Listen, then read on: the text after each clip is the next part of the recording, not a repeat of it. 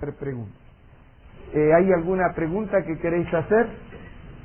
Tengo aquí unos papeles con preguntas que llegaron, pero antes de comenzar a responderlas, si alguien tiene de viva voz una pregunta, daríamos la opción para hacerla.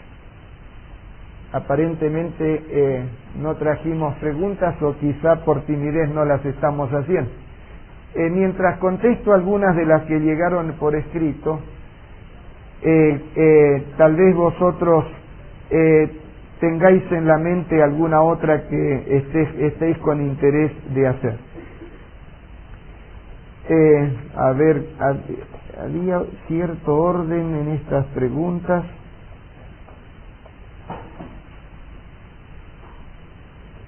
Apocalipsis 22:19 en la Biblia dice árbol de la vida, y el de la hoja 16 habla de el libro de la vida. ¿En qué quedamos? ¿Cómo sé yo cuál es bueno? Y esto con otras partes que no. Sí, bueno, la palabra ahí ya me falló la sabiduría. Confíen que habiendo sido profesor un buen tiempo entendería bien, pero más o menos la idea creo que queda clara. Vamos a leer Apocalipsis 22:19, es el último capítulo de la Santa Biblia. Si alguno quitare de las palabras del libro de esta profecía, Dios quitará su parte del libro de la vida y de la santa ciudad y de las cosas que están escritas en este libro. Hoy compré varios Nuevos Testamentos y varias Biblias también para ver algunas referencias, todas ellas con licencias eclesiásticas. Permitidme ver cómo aparece en estas otras traducciones también. No tengo aquí mi Nuevo Testamento griego para deciros si es que había más de una variante. Y si alguien quita las palabras del libro de esta profecía, le quitará Dios su parte del árbol de la vida y de la santa ciudad que están descritos en este libro. De eso dice Straubinger. A ver esta otra que es la de José María Bueno Monreal.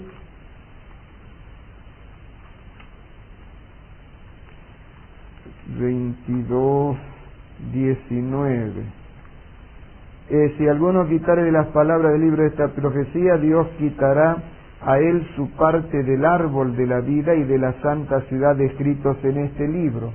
Probablemente haya en los manuscritos antiguos una pequeña variante de copistas, y tal vez si tú puedes traer para mañana tu Nuevo Testamento griego, el que tiene aparato crítico para mirar, podríamos saber qué manuscritos lo dan de una manera o de la otra.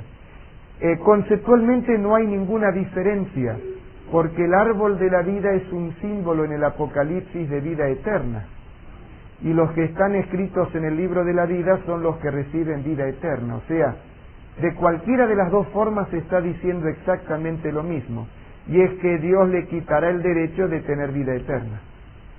El que no está escrito en el libro de la vida, dice en otra parte de Apocalipsis, en Apocalipsis 20, es lanzado en el lago de fuego y azufre, que es la muerte segunda, o sea, está perdido. Y el que está perdido no tiene derecho a comer del árbol de la vida, también lo dice Apocalipsis.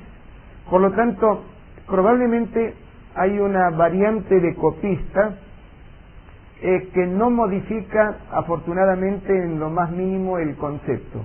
Cualquiera de las dos expresiones dice lo mismo, y es que el que quita las palabras de esta profecía no tiene derecho a la vida eterna. ¿Quedó claro la respuesta de la pregunta? Vamos entonces a otra pregunta. Sí.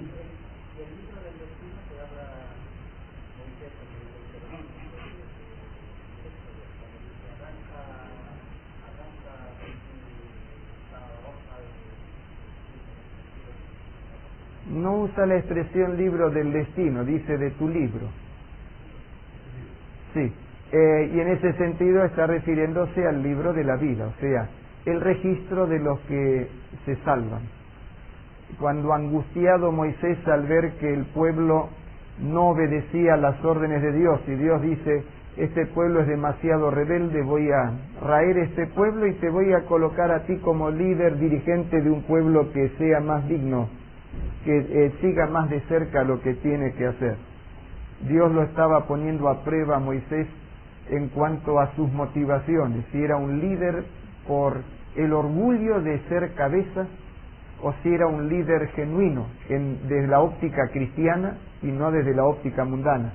En otras palabras, que amaba de corazón a ese pueblo y lo estaba llevando, no como dice San Pedro, que algunos por ganancia deshonesta están guiando al pueblo de Dios, sino que lo hacen como delante de Dios. Y Moisés pasó la prueba, porque Moisés dice, no, si tu presencia no hay de ir conmigo, no nos saques de acá. Y después dice, y si es que vas a terminar con este pueblo, rae mi nombre de tu libro. En otras palabras, yo amo a este pueblo y no podía sufrir la tragedia, y gracias a Dios el pueblo, aunque fue diezmado mucho, pero finalmente entró. Pero entró cuando se corrigió, y eso es importantísimo. Sin enderezarnos no hay cómo entrar. ¿Quedó contestado? Vamos entonces a otra pregunta. Son preguntas buenas, a pesar de que no entienda toda la letra, porque la estuvimos dialogando con la persona que las hizo y sé que son honestas y que también son significativas. En relación con la hoja guía 18, en la pregunta 2, Apocalipsis 17:9, dice que las 7 cabezas son 7 colinas, pero a continuación dice también que son 7 reyes. ¿Cuál es la interpretación? Son ambas cosas.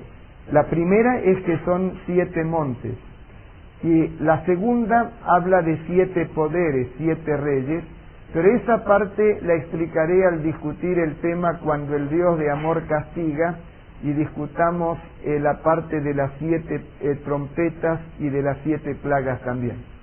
Así que dejadme eso para de aquí 2 días o 3. A ver, aquí no entiendo bien la letra, así que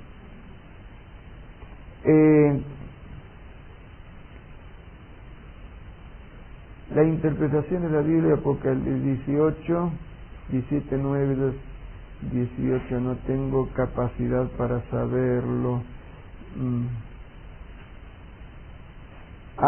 Ahora sí, ya me acuerdo. Pregunta, aunque alguna palabra no alcancé a entender bien, pero ya me acuerdo de qué habla.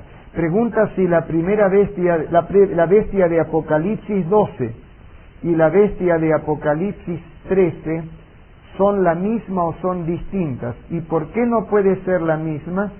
Siendo que en los dos casos tienen 7 cabezas y también tiene 10 cuernos. Y si después la de Apocalipsis 17 es la misma o es otra.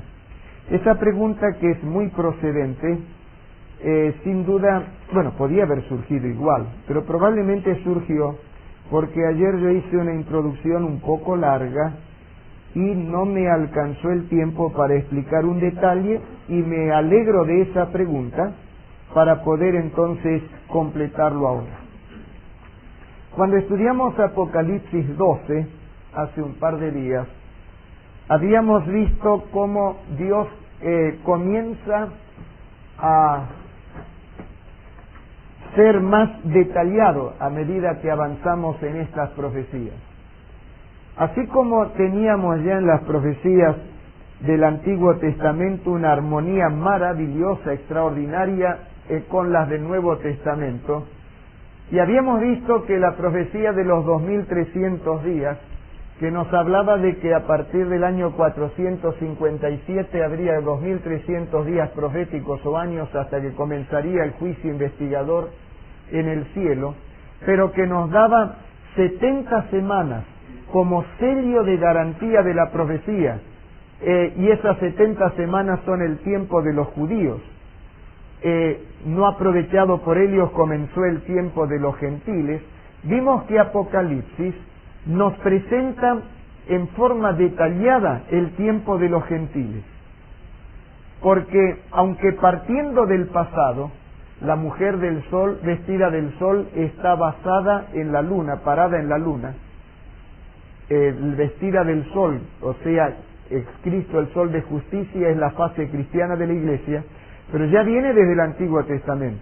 Está parada sobre la luna, ese reflejo de Cristo que nos da el Antiguo Testamento, pero la serie de detalles ya los da en relación con el tiempo de los gentiles, que ocurre después de la muerte de Cristo, 3 años y medio después, al cumplirse las 70 semanas, cuando se agota la paciencia de Dios para los judíos. Ahora, en ese tiempo de la iglesia, el tiempo de los gentiles, las 7 iglesias nos presentan algunos aspectos claros, los 7 sellos los fortalecen más, pero tanto estos como todo lo otro sigue el esquema que Jesucristo ya había anunciado en el sermón profético de San Mateo 24 y San Lucas 21. Destrucción de Jerusalén cuando comienza el tiempo de los gentiles, después vendría la gran tribulación, señales en el sol, la luna y las estrellas y la segunda venida de Cristo. Bueno, entonces aquí aparece el gran dragón rojo que había hecho guerra en el cielo. Cuando nació el Hijo, nuestro Señor Jesucristo, trató de devorarlo, de destruirlo. Pero después de la resurrección, no habiendo podido destruirlo durante la vida terrenal, el ministerio de Jesús, cuando ya Cristo es arrebatado para Dios y para su trono, y comienza su obra intercesora en el santuario celestial, quedó fuera del alcance de Satanás, usando a la Roma pagana, un instrumento humano, persigue a la mujer, la cual queda escondida en el desierto durante 1260 días proféticos o años. Aquí es donde vamos a comenzar a explicar cosa nueva para entender la profecía. Apocalipsis capítulo 12 dice de qué manera ese dragón persiguió. Si me lees, Rafael, en el capítulo 12 de Apocalipsis, es la página número, Apocalipsis, la página número 1149. Apocalipsis capítulo 12, donde dice que arrojó un río de agua de... No, es el versículo 13 en adelante, léemelo. Cuando vio el dragón que había sido arrojado a la tierra, persiguió a la mujer que había dado a luz al hijo varón, y se le dieron a la mujer las 2 alas de la gran águila, para que volase delante de la serpiente al desierto, a su lugar, donde es sustentada por un tiempo y tiempos y la mitad de un tiempo. Y la serpiente arrojó de su boca tras la mujer agua como un río para que fuese arrastrada por el río, pero la tierra ayudó a la mujer, pues la tierra abrió su boca y tragó el río que el dragón había echado de su boca. Ahora, notad que la persecución primero la dice ahí en los versículos 4, 5, 6, etcétera. Ahora vuelve otra vez a decirlo. En otras palabras, es un relato que tiene sus paréntesis. Habla de la mujer, habla del dragón, de la persecución, hace un paréntesis para explicar la expulsión de Satanás del cielo, después vuelve al tema anterior. Detrás del paréntesis vuelve otra vez a lo de la persecución, solo que no es una repetición ociosa. Agrega ahora un dato, el dato del río de agua que lanza detrás de la mujer para terminar con ella.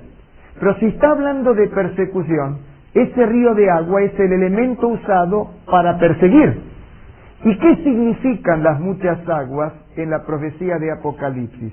Vamos al capítulo 17, el versículo número 15, página 1153, 17:15. Me dijo también las aguas que has visto. ¿Le das volumen a Rafael también?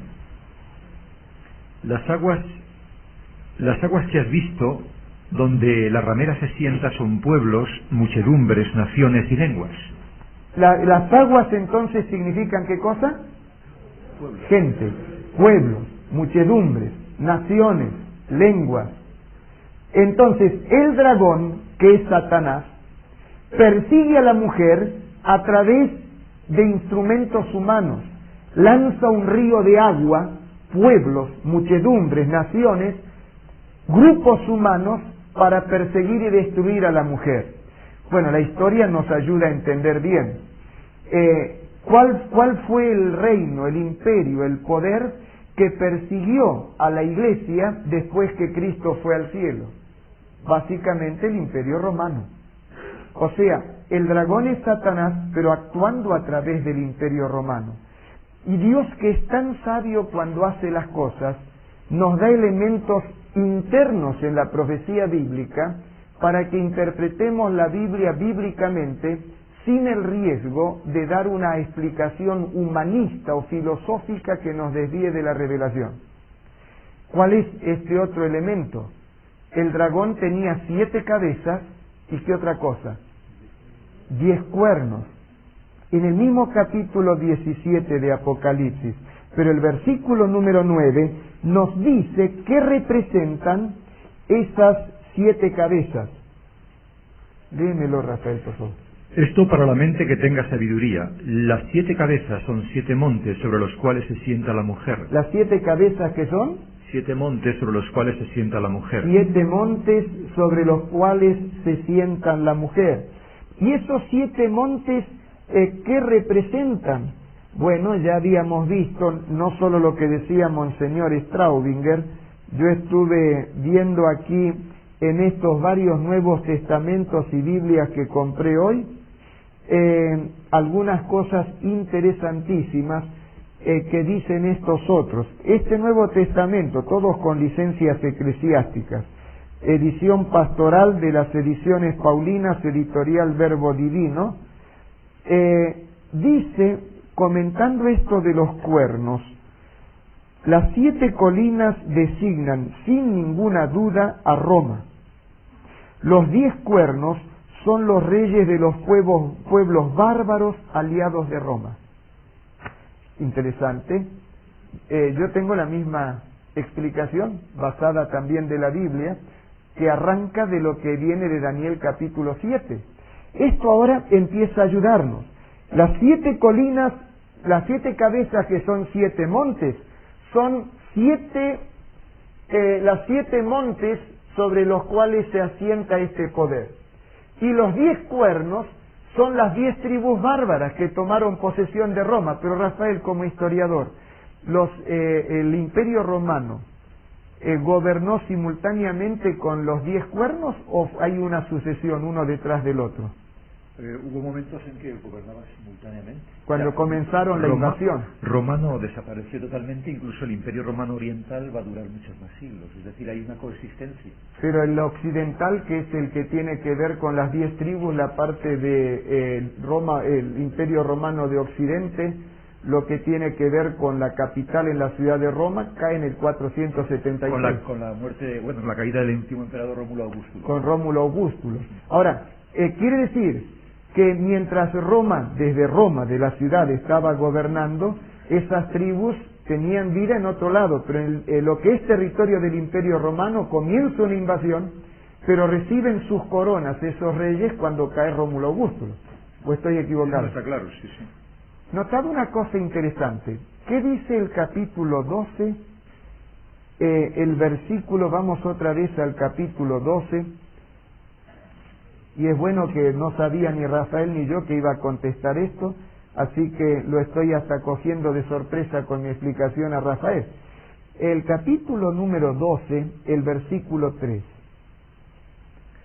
También apareció otra señal en el cielo, y aquí un gran dragón escarlata que tenía 7 cabezas y 10 cuernos, y en sus cabezas 10 diademas.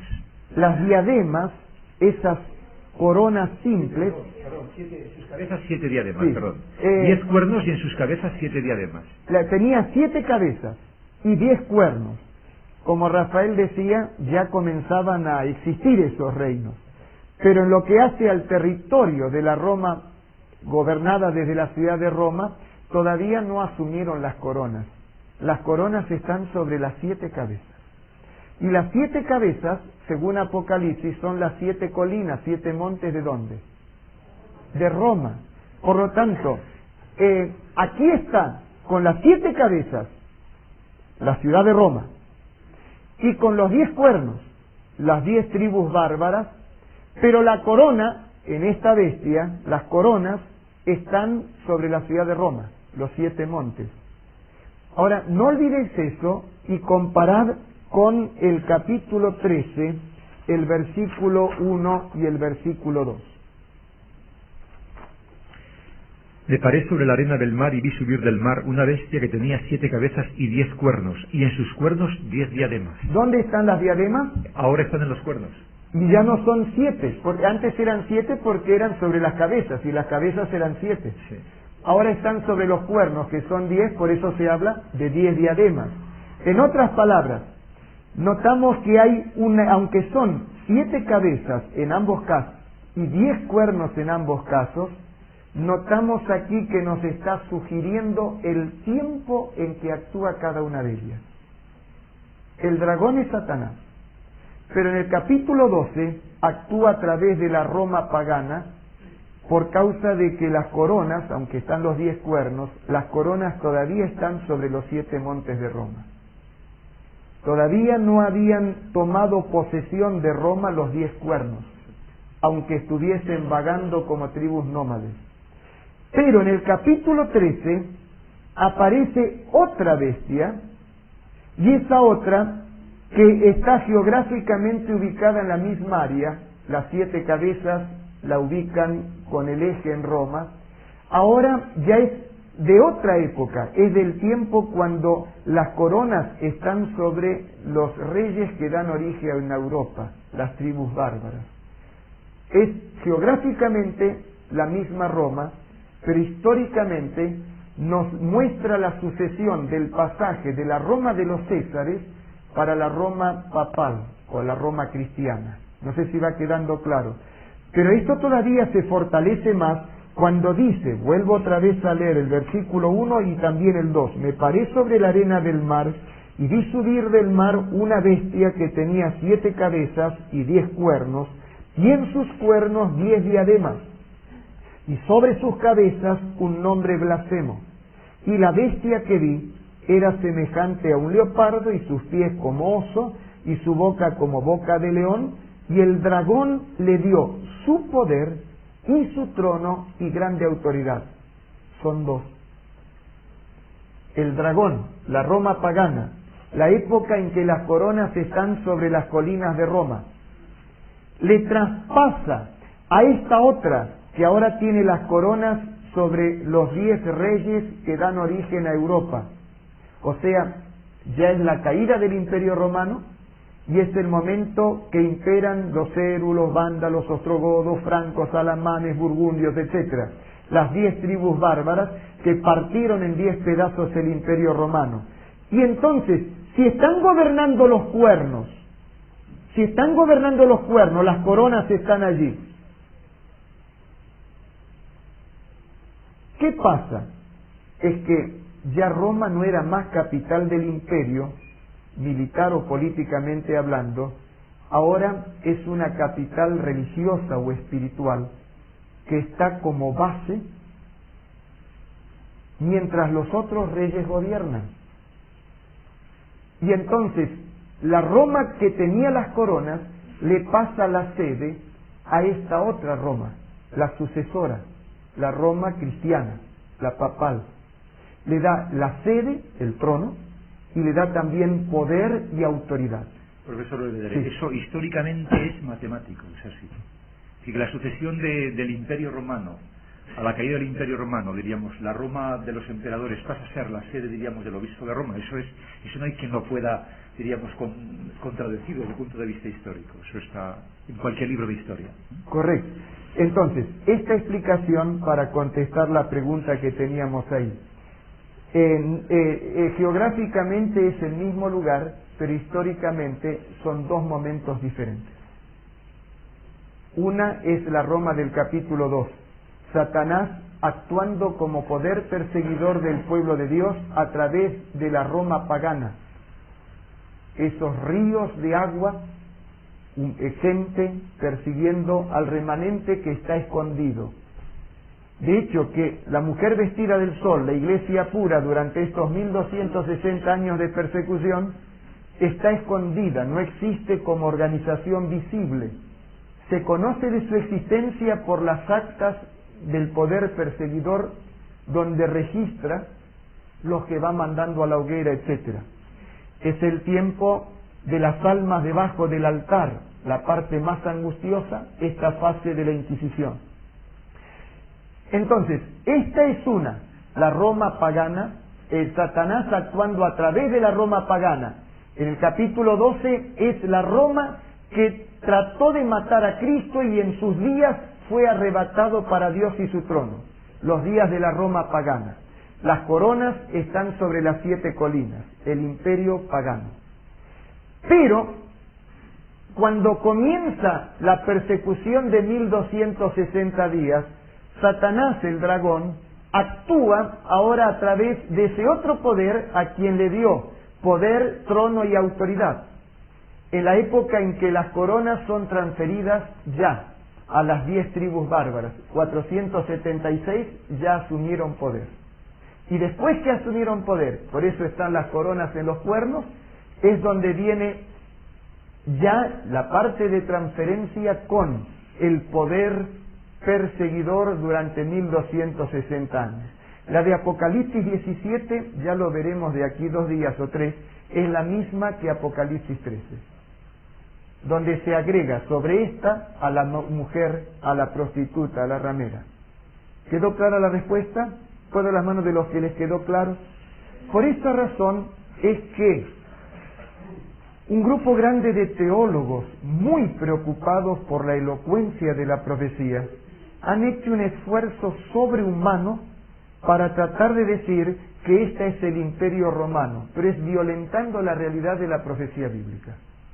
Porque en la profecía bíblica, la diferencia de ubicación de coronas habla de 2 tiempos, que como dijo Rafael como historiador, está muy claro en la historia.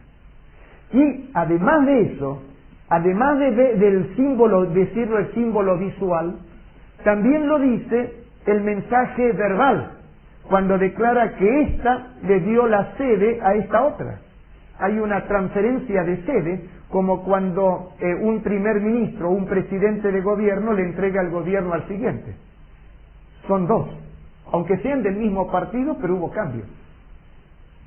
Y aquí, aunque es Satanás el que sigue actuando, hubo un cambio de personajes en cuanto a la ejecución de la persecución. ¿Quedó claro eso también, no es cierto?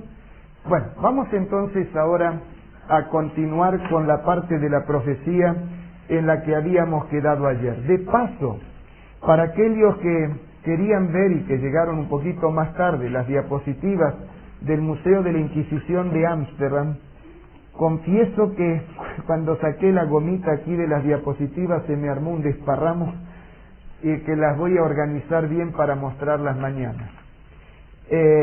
Y aquellos que dicen, bueno, pero otra vez habló de la persecución. Es verdad, un hecho histórico, indiscutible, pero ¿para qué decirlo de nuevo? ¿Sabéis que en Apocalipsis 5 veces aparece ese periodo de persecución?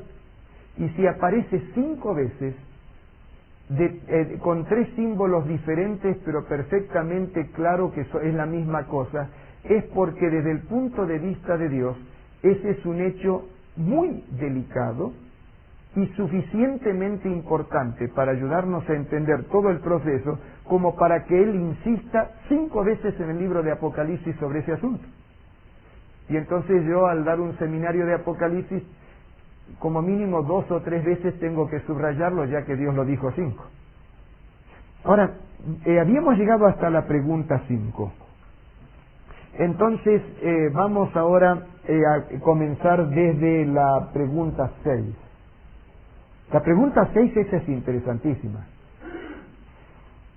¿Tenéis ya la hoja guía en mano? Vayamos a la página 1150. Quizá, Amparito, si quieres traerle a Rafael una hoja más. Y si alguien no recibió ayer, Amparito ya le debe haber dado. Sí, entonces, la pregunta 6 en la página 1150, volvemos a Apocalipsis 13, es interesante, va a haber una unión entre esa bestia simbólica y otra bestia simbólica que tiene que ver con Estados Unidos, pero la explicaré el día viernes o sábado, según como nos vaya con lo de Pedro, que tenemos que aclararlo, estudiarlo mañana y pasado como nos pusimos de acuerdo. Así que eso de Estados Unidos, dejadlo en suspenso por ahora, no os preocupéis, ya lo vamos a estudiar. Pero habrá una unión entre esos dos poderes que encabezan poderes que casi se tornan supranaturales, digamos, ¿no? Supranacionales, perdón. Y por eso es que en el final del capítulo 13 habla de un complot internacional por el control de la mente para imponer una marca especial, lo estudiaremos dentro de un par de días, y que aquel que no reciba esa marca especial se le prohíba comprar o vender, etcétera. La verdad es que viendo cómo va evolucionando el mercado común europeo, no digo que va a ser así, pero uno entiende que perfectamente puede ser, porque ciertos arreglos y compromisos internacionales facilitan, como cuando fue la guerra de las Malvinas, que mis compatriotas estaban ilusionados que la iban a ganar, y les fue mal. El Papa fue allá y oró con mis compatriotas y a las pocas semanas los ingleses nos ganaron la guerra. Ni la oración del Papa resolvió el problema. Algunos dicen que capaz que por eso, pero yo no lo voy a discutir porque pienso que Dios no está queriendo la guerra de ninguna manera. Pero la Comunidad Económica Europea tuvo que hacer frente común en un boicot a Argentina. Aunque Argentina en un más o menos, no me acuerdo si es 87 o 93%, algo así, está constituida por españoles e italianos y sus descendientes. España y Italia, a pesar de que sabe que tiene millones de hijos allá, tuvieron que entrar igual. Bueno, España no tanto, pero Italia sí, porque Italia ya estaba en el mercado común europeo. ¿Por qué? Porque ya hay ciertos lazos y arreglos que facilitan una cosa así. Y parece que para el 92 la cosa va a ser más estrecha todavía, ¿no? Pero no estoy diciendo que ese es el mecanismo. Digo que la manera como se manejan las cosas hoy permite entender la factibilidad. ¿Cómo será? Dios lo sabe. Pero permite entender la factibilidad de la aplicación de un complot así. Pero eso lo estudiaremos de aquí 2-3 días. ¿Me lees, Rafael, por favor? Ahí la pregunta dice, ¿qué número deductible de un número que se atribuirá al papado serviría como otro elemento identificatorio de esta bestia simbólica? 13 versículos 17 y también el 18. Que ninguno pudiese comprar ni vender, sino el que tuviese la marca o el nombre de la bestia o el número de su nombre. Aquí hay sabiduría. El que tiene entendimiento cuenta el número de la bestia, pues es número de hombre. Es número de hombre. Y su número es un personaje humano. Y su número es 666. Su número es 666. Ese número ha dado que hacer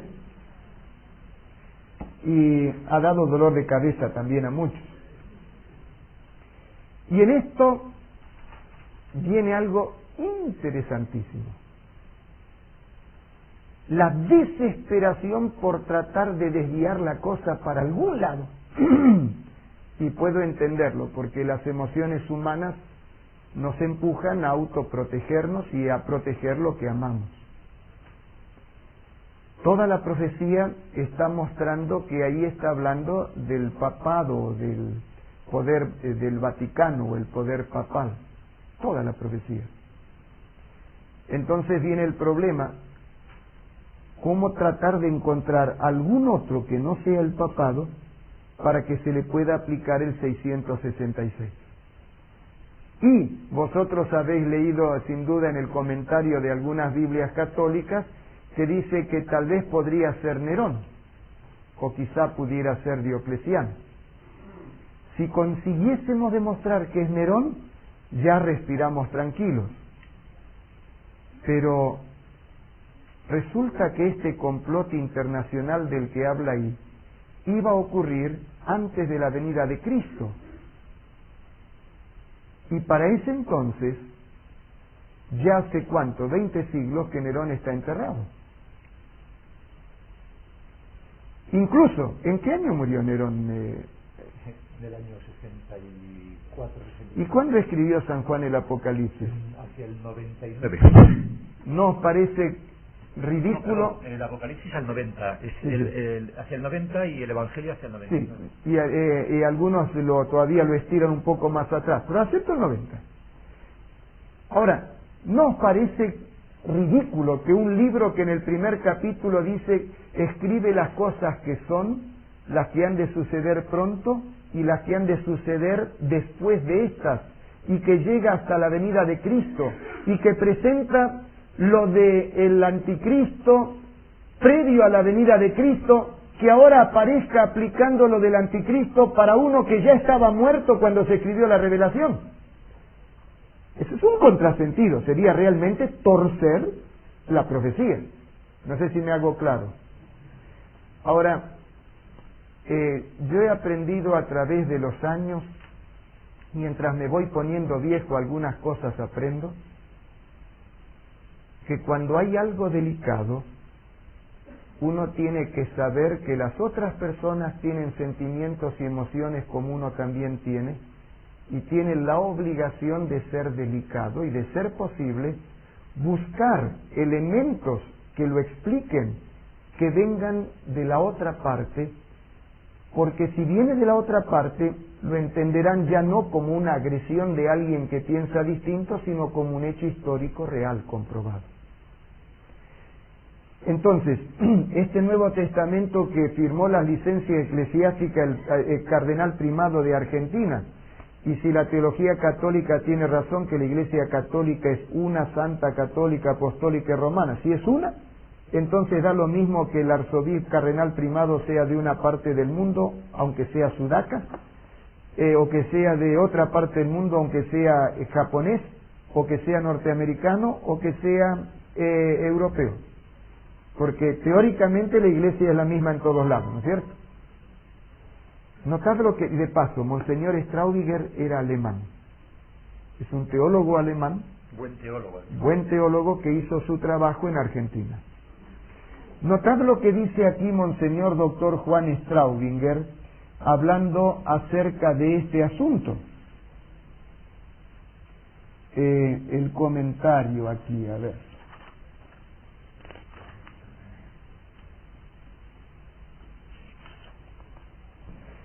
Comentando Apocalipsis 13 con lo del 666. Los judíos y también los griegos usaban las letras como signos numéricos. No es difícil encontrar nombres cuyas letras tengan el valor de 666, por lo cual se han propuesto muchos. Algunos piensan en Nerón, cuyo nombre y título de César, ambos escritos y leídos con cifras, alcanzan a la suma de 666, pero en idioma hebreo, y San Juan escribió en griego. Entonces Straubinger dice, eso no funciona. Pero todavía dice más.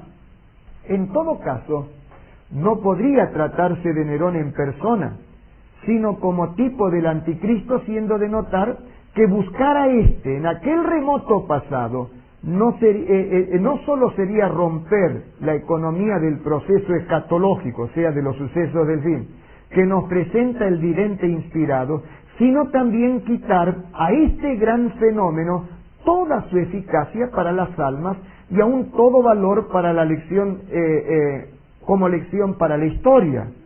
Después dice todavía más, en la página de al lado, algunos modernos han propuesto su aplicación a Diocleciano en forma ingeniosa, pero meramente conjetural. No sería fácil entender cómo podría quedar así anticuado, según se arriesgan a decir algunos, un libro revelado cuyo contexto lo muestra como esencialmente escatológico, o sea, de los sucesos del fin, destinado a confortar las almas en los tiempos del fin, según dice Apocalipsis 22:10, y que termina precisamente fulminando sanciones tremendas para quien se atreva a quitarle cualquiera de sus palabras, Apocalipsis 22:18. Filion, un teólogo francés que murió en 1927, citado acá por Straubinger, Filion lo dice bien claro. La mayoría de esas soluciones nos retrotraen al pasado, pero el Apocalipsis pertenece al futuro. O sea, es torcer la Escritura. Por lo tanto, no podemos aceptar como honesta la aplicación a Nerón, muerto 30 años antes de revelado el Apocalipsis, cuando lo del 666 iba a pasar hacia el tiempo del fin. ¿Va quedando claro? Ahora, para que nos quede más claro, apliquemos otra vez el principio bíblico de que la Biblia se interpreta a sí misma, y vamos a ver en segunda de Tesalonicenses capítulo 2, en la página 1098, donde San Pablo sigue exactamente el mismo esquema de Jesús, cuando habló de la destrucción del templo de Jerusalén, el tiempo de los judíos, de los gentiles, la gran persecución o gran tribulación y después la venida de Cristo. Y el esquema que Jesús dice que sigue en Apocalipsis, las cosas que son, las que han de suceder pronto y las que han de venir después de estas. Leo desde el versículo 1. Pero con respecto a la venida de nuestro Señor Jesucristo y nuestra reunión con Él, os rogamos, hermanos, que no os dejéis mover fácilmente de vuestro modo de pensar, ni os conturbéis, ni por espíritu, ni por palabra, ni por carta como si fuera nuestra, en el sentido de que el día del Señor está cerca. O sea, Pablo dice, eso no es para nuestros días. Y notad lo que dice, nadie os engañe en ninguna manera, porque no vendrá sin que antes venga la apostasía, o sea, echarse a perder la doctrina, y se manifieste el hombre de pecado, el hijo de perdición. Nerón ya estaba enterrado. No puede ser el hombre de pecado, el hijo de perdición. Ese hombre de pecado, ese hijo de perdición, dice Pablo, no es para nuestros días, es para después. Y sigue diciendo más, el cual se opone y se levanta contra todo lo que se llama Dios o es objeto de culto, tanto que se sienta en el templo de Dios como Dios, haciéndose pasar por Dios. ¿No os acordáis que cuando yo estaba todavía con vosotros os decía esto? Y ahora vosotros sabéis lo que lo detiene, a fin de que a su debido tiempo se manifieste. Algunos dicen, el que lo detenía era el Espíritu Santo. No, del Espíritu Santo habla muchas veces en esta epístola Pablo. Aquí habla de un poder que no es prudente escribir el nombre para no meterse en más problemas. Y sabemos que el Imperio Romano estaba persiguiendo a los cristianos, entonces Pablo es prudente. Había alguien que impedía que surgiera, y es que todavía no había llegado el tiempo de la transferencia de uno a otro. Eran los días en que todavía estaban sobre las 7 colinas y muy bien asentadas las coronas. Era la época del imperio de la Roma pagana. Entonces, 2 soles en el mismo cielo no pueden brillar. Entonces dice, hay alguien que ahora impide, pero cuando caiga ese, entonces va a aparecer el hombre de pecado, el hijo de perdición. Leo el versículo 7, porque ya está en acción el misterio de iniquidad, solo que hay quien al presente lo detiene, hasta que él a su vez sea quitado de en medio. Cuando caiga el imperio romano, que por prudencia no pone el nombre para no agravar la persecución, entonces esto que está en germen va a aparecer. Y entonces se manifestará aquel inicuo a quien el Señor matará con el espíritu de su boca y destruirá con el resplandor de su venida. Dice Rafael que es el mismo esquema de Mateo 21 y Lucas 21 y Mateo 24, el mismo esquema de Apocalipsis.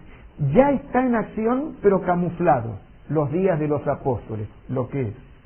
Pero cuando caiga el imperio romano, va a levantarse, lo que va a suceder pronto, y va a manifestarse bien, y entonces cuando venga el Señor va a estar actuando, lo va a destruir. En otras palabras, las cosas que sucederán después de estas. Por lo tanto, nada más ridículo que tratar de poner a Nerón o cualquier emperador del pasado como el 666, porque Pablo dice bien clarito que era uno que iba a venir después, y Nerón ya estaba enterrado, era del ayer. Y Apocalipsis también dice que era para después. es para los días de la venida de Cristo, que estaría actuando bien fuerte y vigoroso. Era algo para el futuro. Va quedando clara esta explicación, puedo las manos de los que les queda claro, y dediqué tiempo a explicarlo porque me pongo en lugar vuestro y creo que moralmente yo tenía la obligación de aclararos esto. Porque si no lo habíais leído, lo vais a leer, y lo que estoy queriendo es ayudaros a entender Apocalipsis y no enredaros los pensamientos. Entonces había que aclararlo. Y ahora entendéis por qué Monseñor Straubinger, aún siendo un teólogo católico con esa mentalidad alemana así minuciosa, exacta, es tan honesto que aunque le duela, dice, no, Nerón no puede ser. Nerón no puede ser. Ahora vamos a ver qué está queriendo decir entonces lo del 666.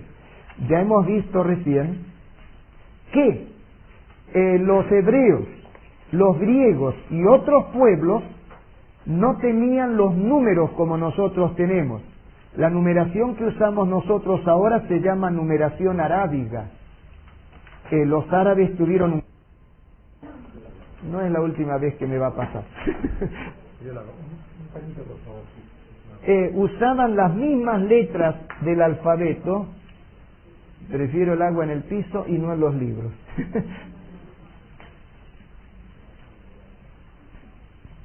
Usaban las letras para expresar también los números. Por eso es que la Biblia dice, gracias, por eso es que la Biblia dice ahí, es número de hombre, y ese número, eso es para mente que tenga sabiduría, pero es la sabiduría que viene de Dios, de lo alto, como dice San Pablo y también Santiago. Cuente el número de su nombre, en otras palabras, deduciendo del nombre, con el valor numérico de las letras, se puede sacar la cuenta que va a dar 666. La Iglesia cristiana primitiva sacó una conclusión muy en armonía con la Biblia. Notad, tengo aquí anotado lo que dijo, por ejemplo, San Ireneo, o Ireneo, en su obra Adversus a Hereses, en el libro quinto. Esto lo escribió Eusebio de Cesarea, para los que quieran tomar nota, en Historia Eclesiástica de Eusebio de Cesarea, en la edición de Editorial Nova de Buenos Aires de 1950, es el libro tercero, página 18.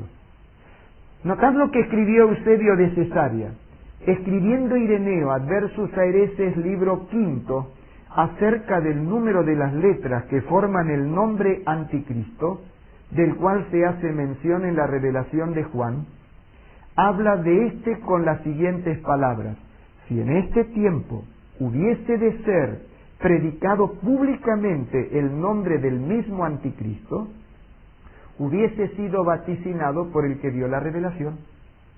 O sea, no era de los días de Juan. Juan lo revela, pero era para el futuro, lo que está queriendo decir tanto Ireneo como el mismo Eusebio de Cesarea, que escribió esto en el siglo IV.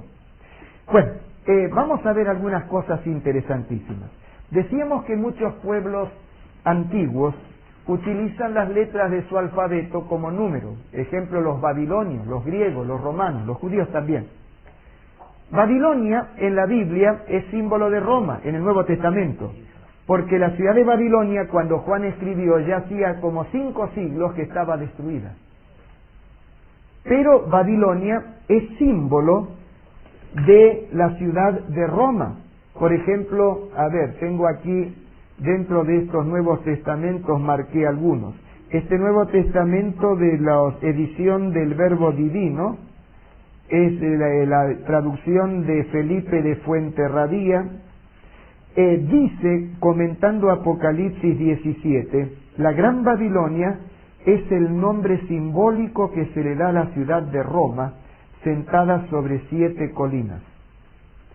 Y lo mismo dicen prácticamente todos los otros. Esta otra, que es la Biblia de Monreal con notas, Monreal con notas de Serafín de Aucejo, comentando Apocalipsis 17, Babilonia es en el Nuevo Testamento un seudónimo para Roma. Algunos intérpretes solo ven en la ramera la antigua Roma. Sin embargo, esa palabra no debe aplicarse solo a la Roma de entonces. O sea, es una Roma futura para él. Y podría seguir leyendo de otros porque prácticamente todos dicen lo mismo. Entonces, Babilonia, que es símbolo de Roma, tenía el dios Saturno, que significa mentir en oculto. Era un dios de misterios. Plutarco lo menciona como el dios oculto y posteriormente pasó a Roma, conocida por siglos como tierra saturnina o tierra de misterio. Saturno era identificado como Jano, el gran mediador o el abridor y cerrador. Y uno empieza a descubrir de dónde aparecen algunas ideas, vienen muy de atrás. Ahora, las letras Stur en el lenguaje de los caldeos, de acuerdo al valor numérico que ellos le daban, la S200, la T60, la U400 y la R100 da 666.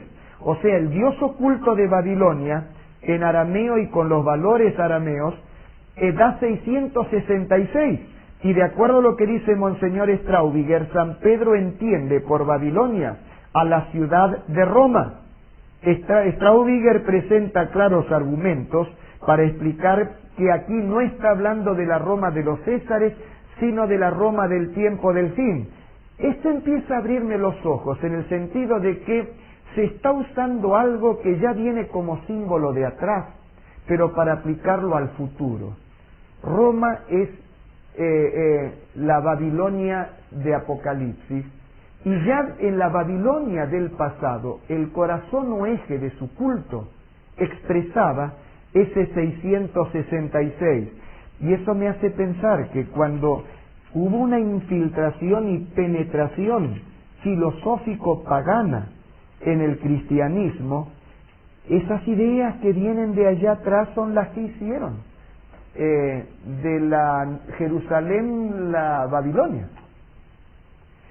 Mirad esto otro interesante. En el Museo de Londres se encuentran unos amuletos, y este es un bosquejo de uno de ellos, antiguos amuletos que revelan la veneración por el sol. Y además de ser amuletos por la veneración del sol, hechos en oro, porque como es amarillo es semejante al color del sol, y que los guardaban con mucho cuidado y creían que los bendecía, así como muchos llevan una crucifijo, una imagen, y aunque esa imagen no tiene cerebro para pensar, por lo tanto no puede decidir ni actuar en favor de la persona, le dan un cierto valor, perdonadme la palabra, mágico, que aunque no tiene vida ese amuleto o ese crucifijo, aunque no tiene vida, pero tiene que tener un poder, y lo va a bendecir, y lo va a cuidar y proteger. Pero no tiene vida, ¿cómo va a proteger? Pero no importa, las emociones hacen sentir eso. Exactamente lo mismo tenían con esos amuletos. Esos amuletos en homenaje al dios Sol tenían 36 casilleros con números del 1 al 36, ordenados en tal forma que la suma de cualquier columna da 111. Cualquier columna da 111. Incluso si no me falla la memoria, creo que la diagonal también, pero no traje la calculadora. Si alguien trajo calculadora, súmemelo. Pero las 6 columnas, cualquiera de ellas da 111, y la suma de las 6 da 666. En base a eso ellos hacían sus adivinaciones y sus pronósticos como paganos. Ahora, cuando pensamos en que el domingo era el día de adoración de los mitraitas, que vienen desde los persas, allá con una influencia también de los caldeos y de los babilonios, el domingo era el día para adorar al Señor Dios el Sol. Diríamos que tal vez Dios en su sabiduría cogió este elemento que tenían los adoradores del Sol, que manejaban el 666, para ayudarnos a entender que ese número se aplicaría en el futuro a ese poder que, aunque había tenido inicialmente raíces cristianas, sería penetrado por estas influencias paganas al comenzar a guardar el día del sol en lugar del día del Creador. Pero estamos solamente en una introducción de algo que es más interesante todavía. ¿Quién era el 666 para el santo Ireneo, obispo de León, o Lyon? ¿Cómo se pronunciará? León. Para Ireneo, obispo de León. Ireneo decía que la palabra lateinos, ahí está escrito con caracteres griegos, para los que no conocen los caracteres griegos lo coloqué con las letras nuestras, pero en griego va así, lateinos. En griego, con los valores que los griegos les daban a esas letras, que no son los mismos de los latinos, para nosotros la L es 50, pero la lambda griega para los griegos valía 30. La A para nosotros, que es la alfa de Helios, no tiene valor, pero para Helios valía, sí. Por lo tanto, cuando está la palabra en griego hay que darle el valor que los griegos le daban. El Apocalipsis fue escrito en griego. Por lo tanto, tiene sentido esto también. El latín es el idioma litúrgico oficial de la Iglesia Católica, la Iglesia de Roma, y la palabra griega lateinos es la que habría que usar para decir los que hablan latín. La Iglesia que habla latín, y cuando el Papa habla ex cátedra lo hace en latín. Hasta hace poco las misas eran en latín, de Vaticano II para aquí, en lengua vernácula, pero todavía, si el Papa llegase a hablar ex cátedra, lo va a hacer en latín. Porque aunque se dé la misa en lengua vernácula, todavía el latín es la lengua oficial. Los que hablan latín, los lateinos, da 666. Y en hebreo, porque aunque fue escrito en griego el Nuevo Testamento, el Apocalipsis, San Juan era hebreo, en hebreo, la palabra Romanus en hebreo, con las letras hebreas y el valor que ellos le daban, también da 666. Sin embargo, todavía hay algo más interesante. Hay algo más interesante todavía. Y diréis, ¿más? Sí, porque aprendí que siempre hay que poner lo más interesante al final. Pero esto todavía no es el final. Es más interesante, pero no es el final todavía. Eclesía itálica. Eclesía itálica. Vosotros sabéis que cuando surgió el cisma de los ortodoxos, quedó la iglesia griega por un lado y la iglesia latina, que en griego adecuadamente también podría llamársela eclesía, o sea, iglesia itálica, para diferenciarla de la iglesia griega. Los ortodoxos griegos por un lado, los católicos romanos por el otro. Eclesía itálica, en los valores griegos, da 666. Y si hablásemos latine Basileia, o sea, el reino latino, Basileia es reino, el reino o el latino reino, pero que significa el reino latino, también da 666 de acuerdo al valor de las letras en griego. Vosotros sabéis que a partir del 700 y tantos, cuando Pepino le dio los estados de la Pentápolis y los poderes temporales, el Vaticano llegó a ser un reino, llegó a ser un estado. En 1798 perdió, no, en realidad en 1798 fue preso el Papa, pero en 1870, se me mezcla el orden de los números, 1870 perdió los estados temporales. Garibaldi estaba luchando por la unificación italiana y él le quitó al papado los dominios temporales, hasta que el 11 de febrero de 1929 un cardenal firmó con el duque Benito Mussolini el concordato, por el cual le dieron las 0,44 kilómetros cuadrados, o sea, 44 hectáreas de tierra que constituye el territorio del actual Estado del Vaticano. Y en ese sentido, el reino latino da también 666. El que hizo ese cálculo dice que habían hecho el cálculo de 400 reinos diferentes y ninguno daba 666, pero ese sí. Pero vamos entonces avanzar un poquito porque ahora sí viene lo interesante de ver. Ahora viene lo interesante de ver. En el Decretum Gratiani, aquí tenéis la ubicación, un decreto pontificial del papado, del Vaticano, dice: Beatus Petrus Interris, vicarius filii Dei, didetur esse constitutos. En otras palabras, que el San Pedro en la tierra es el vicario del Hijo de Dios. Este título fue confirmado por un concilio de la Iglesia, según Vinius, dignatario católico de Cologne, en el Sacrosanta Concilia, volumen 1, las páginas 1539 a 1541. Por otro lado, el doctor Quasten, doctor en Sagrada Teología, profesor de Historia Antigua y Arqueología en la Facultad de Teología Sagrada de la Universidad Católica Americana de Washington, el 5 de marzo de 1943, declaró que el título Vicarius Filii Dei es muy común como título para el Papa.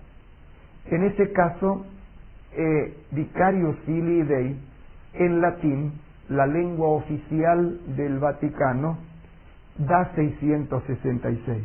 La de 5, 1, 100, 0, 0, 1, 5, 0, 0, 1, 50, 1, 1, 500, 0, 1, la suma 666. Lo tenéis en la hoja guía. Ahora, podríamos eventualmente encontrar algún otro personaje que le dé el número. Pero ¿cómo saber si es el personaje del que habla la profecía o casualidad? Si no se cumplen en él todos los detalles de la profecía, diríamos casualidad o ingenio. Pero si se cumplen todos los otros detalles y además entonces decimos, ya no es casualidad, es la profecía. Aplicad ese principio. Con Nerón, además de todo lo que dije, no se cumple el resto de la profecía. Este es un detalle junto con todos los otros. Por lo tanto, es el cumplimiento de todos los detalles lo que nos ayuda a entender es un poder que se gobernaría desde Roma después de la caída del Imperio Romano y que se constituye en heredero de la Roma de los Césares, en la época en que iban a tener la corona las 10 tribus bárbaras, o sea, después de que se partió el Imperio Romano en 10 pedazos y que tomaron posesión de lo que actualmente es Europa, y que iba a tener poder legal para perseguir por 1260 años. El edicto de Justiniano le dio al papado poder legal, a partir del año 538 entró en vigencia, para perseguir, incluso condenar hasta con la pena de muerte a aquellos que no respetasen el pensamiento del obispo de Roma. En el 538 entró en vigencia el edicto. Y hubo cristianos que cerca de 1798, conocedores de aquel decreto, hacían la cuenta. 538 y 1260, 1798. Algo va a pasar cuando llegue 1798. Según la profecía, ¿qué es lo que iba a pasar? Vamos a la pregunta 7. Apocalipsis 13, versículo número 3 y también el 10. Vi una de sus cabezas como herida de muerte, pero su herida mortal fue sanada y se maravilló toda la tierra en pos de la bestia. Una de sus cabezas como herida de muerte. Léeme el 10 también. Si alguno lleva en cautividad, va en cautividad. Si alguno mata a espada debe ser muerto. Aquí está la paciencia y la fe de los santos. Bueno, de las 7 colinas del Vaticano, de Roma, hay una que en la Roma pagana se le llamaba el Monte de los Vaticinios, como os dije el otro día. Ahí los sacerdotes paganos, con las vísceras de los animales y otros elementos, pretendían predecir el futuro. Por eso se lo llamaba el Monte de los Vaticinios. Pues ahí es donde está el Vaticano. Sobre el antiguo Monte de los Vaticinios está el actual Palacio del Vaticano. Y dice, una de sus cabezas como herida de muerte, y lo van a llevar en cautividad. El que lleva en cautividad va en cautividad. Tiene que pagar sus consecuencias. Llegó 1798, hubo entredichos entre Francia y el Vaticano, excomunión que va, amenazas que vienen, etcétera. Y mientras Napoleón estaba allí en su campaña por Egipto, si no estoy equivocado en mis recuerdos históricos, Berthier, que no era un militar de primera magnitud, entra en el Vaticano y están registrados en la historia todos los bandos paso a paso, cómo va avanzando. Entra en el Vaticano, toma preso al Papa Pío VI y declara que se acabó el códice de Justiniano, se acabó el poder del papado, y Pío VI va en cautividad, así como dice la profecía. Queda un año preso y muere. Muere ahí preso. En París. Muere en París. Ahora, después que les quitaron en 1870 los poderes temporales, la cosa se complica más. Fue realmente como una herida de muerte. Parecía que el papado iba a desaparecer como influencia. El poder temporal se lo quitaron, ya no es más Estado. Su influencia parecía que iba a desaparecer. Los papas a partir de ese momento se enclaustran como los papas del cautiverio, no quieren salir en público como protesta porque les quitaron los poderes temporales. Parecía que iba a desaparecer. Por eso dice ahí que es una herida como de muerte. Pero, ¿qué dice en la pregunta 8, capítulo 13, versículo 3? ¿Qué vio Juan que ocurriría con la herida mortal y qué haría la humanidad? Capítulo 13, versículo 3. Y vi una de sus cabezas como herida de muerte, pero su herida mortal fue sanada y se maravilló toda la tierra en pos de la bestia. Una de sus cabezas como herida de muerte, 1798, pero San Juan dice, y la herida mortal fue sanada. Y al curar esa herida, dice que se maravilló toda la tierra en pos de esa bestia, de ese poder. 1929. El día 11 de febrero de 1929, entre Mussolini y el cardenal Gaspari, firman el concordato a través del cual se le devuelve al papado el derecho a ser un Estado. Esas solo 44 hectáreas le dan derecho a ser una nación, un reino, un Estado. Entonces sí, aparece en público y la algarabía por todos lados.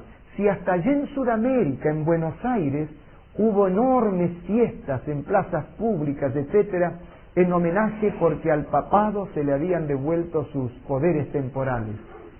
Y a partir de eso, comienza a crecer la influencia indiscutible del obispo de Roma. Y si no, pensad en Pío XII y la influencia que tiene cuando se discuten los problemas de la guerra mundial.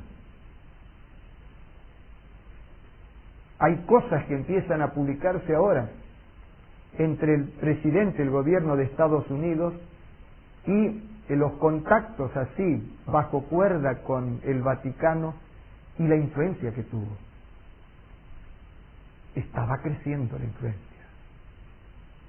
Pero la influencia crece más todavía cuando ahí en el comienzo de la década del 60 eligen un papa que creyeron que iba a ser de transición.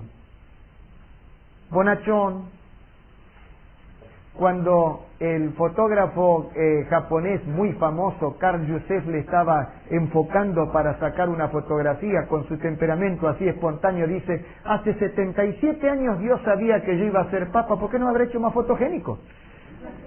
Juan, todavía ese Juan, adoptó el nombre de el número de una nombre y orden numérico de un antipapa, Juan 23. Juan el Bueno. ¿Y quién no sintió simpatía por Juan 23? Un hombre que ganó el corazón de la gente.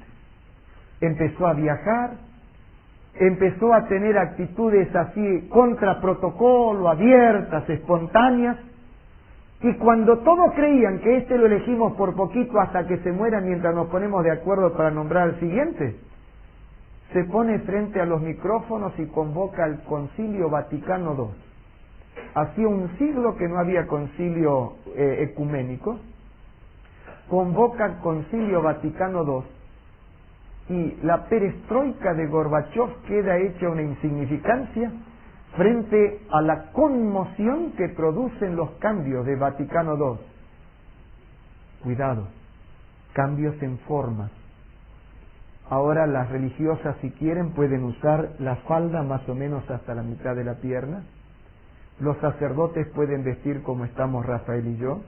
La misa se da de frente a la gente y en la lengua vernácula del pueblo. Todas formas. Pero hay cosas de fondo, como volver a respetar a Dios guardando el santo sábado, como lo dicen los 10 mandamientos, ni se lo trata. O sea, espectacular la revuelta que se produce y la fascinación entre los evangélicos que empiezan a acercarse a Roma, pero todos cambios de formas, hechos de fondo, porque si hablamos de la ley de Dios es un hecho de fondo, es la base del gobierno de Dios. Los hechos de fondo, Guiraldes, el escritor argentino, diría, todo está como era entonces. La casa, comienza a describir todo igual. De todos modos, gana el aprecio y fascinación. Después llega un hombre con una cara más angulosa, alguien lo definió como con ojos de águila, una visión penetrante y que ve muy lejos, que fue quien cerró el Concilio Vaticano cuando murió Juan XXIII, el Papa Pablo VI. Se encuentra con el obispo ortodoxo, se encuentra con el obispo de Canterbury y va avanzando en los acercamientos, pero con una base más de hombre erudito, ¿no es cierto? Detrás de él, cuando muere, o sea, el prestigio va creciendo cada vez más. Cada vez más.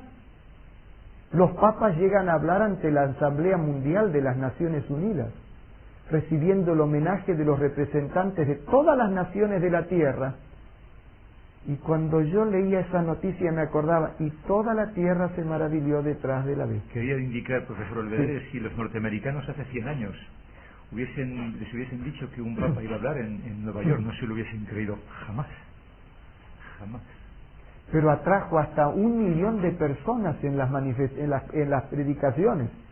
Nunca hubo un predicador que atrajera, ni Billy Graham, con toda la fama que tiene, en un país protestante como Estados Unidos, logró reunir tanta gente como cuando el Papa apareció allá.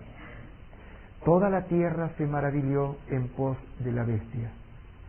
Muere Paulo VI y entonces eligen a un hombre carismático, tremendamente carismático, solo que al mes muere. Una muerte repentina y misteriosa. Aunque hay un libro escrito por un católico, un investigador muy sagaz, titulado Por la voluntad de Dios, que si llega a ser verdad todo lo que él dice, veréis que detrás de la gran fascinación de una imagen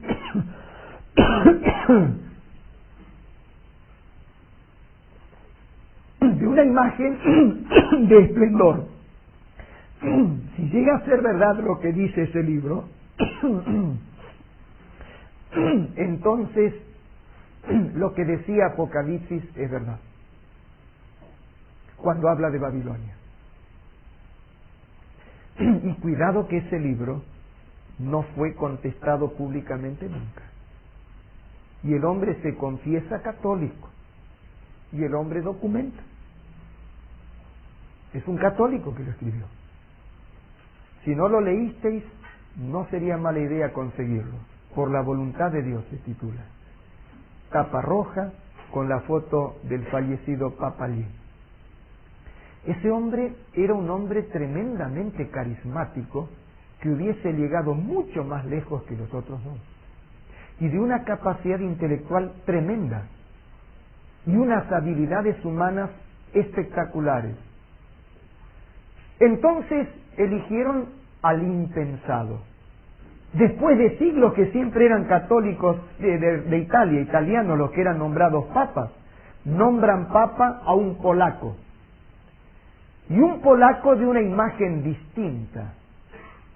Un polaco que hasta había sido actor en su juventud y que había cantado muy lindo también, y que por su fe de católico había estado sometido a trabajos forzados, un hombre viril, carismático y una salud a prueba de hierro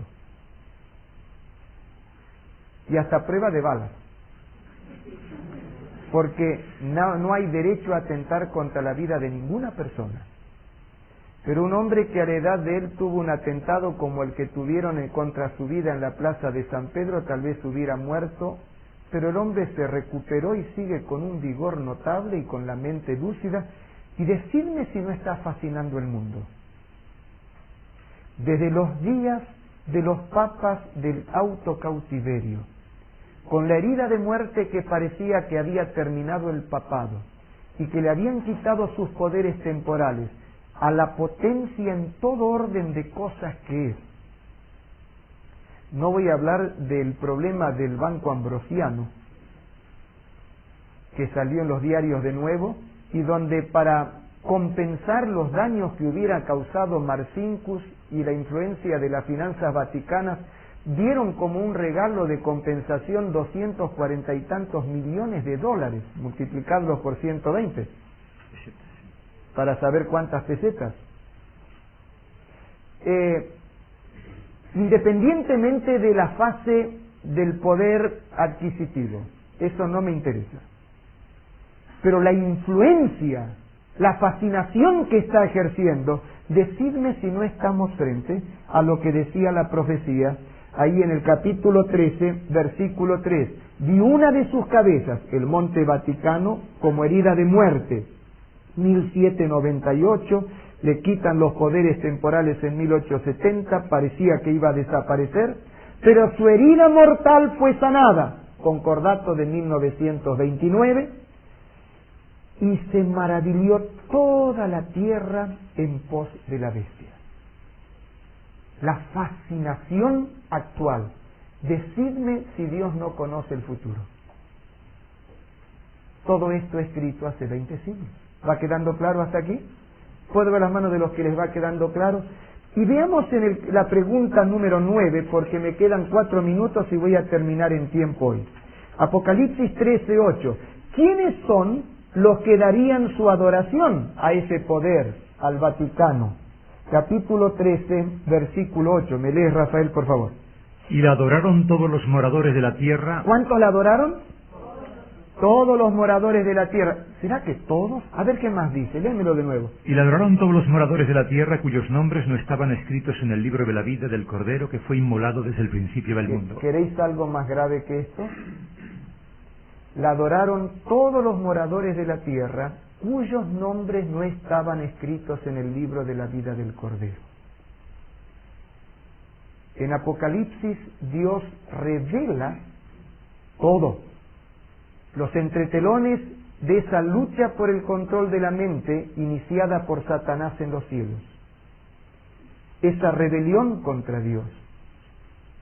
Y Apocalipsis nos está hablando de lo que ya Pablo había dicho, que Satanás se disfraza como ángel de luz, tiene ministros que se disfrazan como apóstoles de Cristo, como ministros de justicia, y Apocalipsis dice que iba a llegar en nuestra época a ejercer una fascinación espectacular, impresionante, pero todavía va a crecer más. El prestigio actual no es el cenit, va a crecer más. ¿Por qué? Porque hay áreas de la tierra que no lo aceptan, los países árabes. Aunque ha ido a países comunistas reuniendo multitudes detrás de la cortina de hierro y demás, todavía hay extensas áreas que lo resisten. Y la profecía dice que todos los moradores de la tierra, cuyos nombres no están escritos en el libro de la vida, van a llegar a darle un homenaje que aquí llama adoración. En otras palabras, tenemos que esperar en los próximos tiempos muy cercanos a los nuestros, que ese crecimiento rápido y vertiginoso y espectacular, que encandila y uno dice, ¿cómo puede ser con la imagen que ofrece? Va a crecer más hasta enceguecer. Pero cuidado, que cuando Jesús dice en San Lucas, no os alegréis de que se os sujeten los espíritus, etcétera, sino gozaos de que vuestro nombre esté escrito en el libro de la vida. ¿Por qué? Porque aquellos que tienen el nombre en el libro de la vida son los que se salvan. O sea, Dios dice, llegó el momento de la divisoria de las aguas. No se puede servir, como dijo Jesús, a dos señores al mismo tiempo. Y los que son de Dios tienen que entrar por el cauce de Dios. Y los que, fascinados por ese poder que fue herido con herida de muerte, pero que curó, y en forma ascendente llegarán a niveles tan gloriosos como para parecer ángeles de luz. Dice que los que adoran ahí, sus nombres no están escritos en el libro de la vida. En el capítulo 14, que en otra clase lo vamos a estudiar más a fondo, permitidme leer en relación con la pregunta 10, donde dice qué solemne advertencia proclama el mensaje del tercer ángel contra aquellos que adoran a la bestia y a su imagen. Capítulo 14, desde el versículo 9 al 11, dice así: y el tercer ángel lo siguió diciendo a gran voz: si alguno adora a la bestia y a su imagen. Todavía no estudiamos lo de la imagen de la bestia, eso tiene que ver con lo de Estados Unidos que vamos a estudiar en la hoja guía siguiente. Si alguno adora a la bestia y a su imagen y recibe la marca en su frente o en su mano, lo de la marca de la bestia lo veremos también en la próxima hoja guía, él también beberá del vino de la ira de Dios, que ha sido vaciado puro en el cáliz de su ira, y será atormentado con fuego y azufre delante de los santos ángeles de Dios y del Cordero, y el humo de su tormento sube por los siglos de los siglos, es definitivo. Y no tienen reposo de día ni de noche los que adoran a la bestia y a su imagen, ni nadie que reciba la marca de su nombre. Para Dios es un asunto de los más serios y trascendentales. No hay ni... Sí, correcto, es para después del milenio. ¿Recordáis que después del milenio cae fuego y azufre? ¿Recordáis que después del milenio cae fuego y azufre? La hoja guía número 20, cuando el Dios de amor castiga, vamos a gastar la hora y media para explicar ese versículo. Pero ahora permitidme decir que no hay ninguna advertencia más severa que esta en toda la Biblia. Las palabras más serias, solemnes, las advertencias más terribles y diría trágicas que Dios hace en toda la Biblia son estas. Y es en relación con aquellos que adoran a la bestia o a su imagen o reciben la marca o el número de su nombre. Y dice, esos que no están escritos en el libro de la vida del Cordero, pero que adoran a la bestia, van a tener esas consecuencias. Ahora entendéis por qué Dios es tan claro y elocuente en todos los detalles en Apocalipsis. Porque es el final del gran conflicto de los siglos. Es el final de esa rebelión de Satanás, y Dios, que quiere nuestra salvación, nos aclara todas las cosas. San Juan 14, 29, Jesús dice: estas cosas os he dicho antes que sucedan, para que cuando sucedan, creáis. Dios nos da esta revelación no para herir nuestros sentimientos, sino para ayudarnos a entender y a creer. ¿Entendéis ahora por qué Satanás ha sembrado por todos lados la idea de que Apocalipsis es un libro que nadie puede entender? ¿Por qué la Biblia estuvo en el índice de los libros prohibidos hasta 1900 y tantos? ¿Por qué fuera de los teólogos que dicen no se puede entender? Y se lo entiende, está bien claro. También a través de películas y otras cosas distorsiona el Apocalipsis con pornografía, con inmoralidad, con terror, para que la gente no estudie, porque es en Apocalipsis, como dijo la hermana White, el libro en el que todos los libros de la Biblia se encuentran y alcanzan su culminación, donde Jesús lanza el resto de su revelación. para ayudarnos a entender todo. Desenmascara a Satanás y presenta el contraste entre el pueblo de Dios, los que guardan los mandamientos de Dios y tienen la fe de Jesús, y los que siguen a ese otro poder. Y Dios, para que seamos salvos, aclara todas las cosas con el propósito de que hagamos una decisión de parte de Dios. Yo la he hecho. ¿Cuántos de vosotros queréis poneros de parte de Dios en ese conflicto también? Puedo ver las manos. Amén. Antes de tener la oración que la va a hacer el profesor y pastor Calonge, vamos a ver si nos pusimos de acuerdo ayer. Para el seminario de Apocalipsis yo mañana tendría que dar la segunda bestia de Apocalipsis 13, la hoja 19. Pero como surgió una pregunta demasiado delicada para las convicciones y emociones de la mayoría de vosotros, sobre Pedro, la iglesia, atar, desatar, la piedra, etcétera, nos pusimos de acuerdo en hacer un paréntesis. Yo he dado en otro tiempo un seminario de 20 sesiones sobre Pedro, la piedra, la iglesia, atar, desatar, todo lo que tiene que ver con eso. Pero me animo en 2 sesiones o 3 a resumir lo más importante, como resumirlo pero que quede lo suficientemente claro para ayudaros a dirimir las dudas. Nos pusimos de acuerdo entonces en que mañana, en lugar de seguir con aquello otro, estudiaríamos Pedro, la piedra y la iglesia. Y pasado mañana, aunque normalmente los jueves no tuvimos seminarios, yo sacrificaré parte de un paseo que tendría. Iba a ir a conocer bien San Sebastián y toda esa zona, pero o lo haré más corto o lo suspenderé, porque el interés de una cosa importante como esa es algo que tiene que ver con la vida eterna y para mí vale más eso que lo otro. Pasado mañana estudiaríamos la segunda parte para entender eso de lo que retuviere y será retenido, etcétera, lo de perdonar pecados y demás. Y el viernes seguiríamos con esta profecía que falta la mitad, lo que tiene que ver con Estados Unidos y con problemas del mundo protestante que no son mejores que los católicos, los problemas que aparecen ahí, que tenemos que estudiarlo porque la profecía lo presenta. Resumiendo eso entonces, ¿cuántos de vosotros estáis de acuerdo en hacer ese paréntesis para estudiar lo de Pedro, la piedra, la iglesia y todo eso mañana y pasado? Puedo ver las manos. Así que aunque el jueves no teníamos reunión, si alguno no vino hoy, lo veis, iré decirle que mañana y pasado seguiremos. Y el viernes retomaré eso, y lo que quede del seminario de Apocalipsis sin tratar, no lo perderéis. El profesor Calonge fue profesor de Apocalipsis en el seminario adventista de Sagunto, y él va a dar los temas que yo no alcance a dar, ya que quedaré solo hasta el sábado. O sea, completaréis todo el seminario. Rafael, ¿quieres hacer la oración? Querido Señor que estás en los cielos, queremos darte gracias por tu palabra, sobre todo por la revelación, y queremos, Señor, apegarnos a ella, escudriñarla, ser dirigidos por tu Espíritu para que podamos entender todas estas cosas. Amén. Sentimos, Señor, que a lo largo del tiempo el enemigo ha hecho graves cosas y acusaciones contra ti, y que muchas almas de buena voluntad han sido desviadas de la verdad y una vez fue dada a los santos de aquella iglesia apostólica.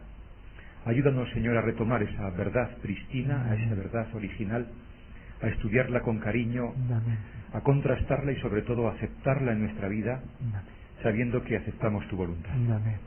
Te agradecemos lo que estamos aprendiendo, Señor, y te pedimos que nos ayudes a ponernos en armonía contigo, con tus mandamientos, con todo aquello que vamos descubriendo de tu verdad eterna. Danos una buena noche de descanso. Te lo pedimos todo en nombre de Jesús. Amén.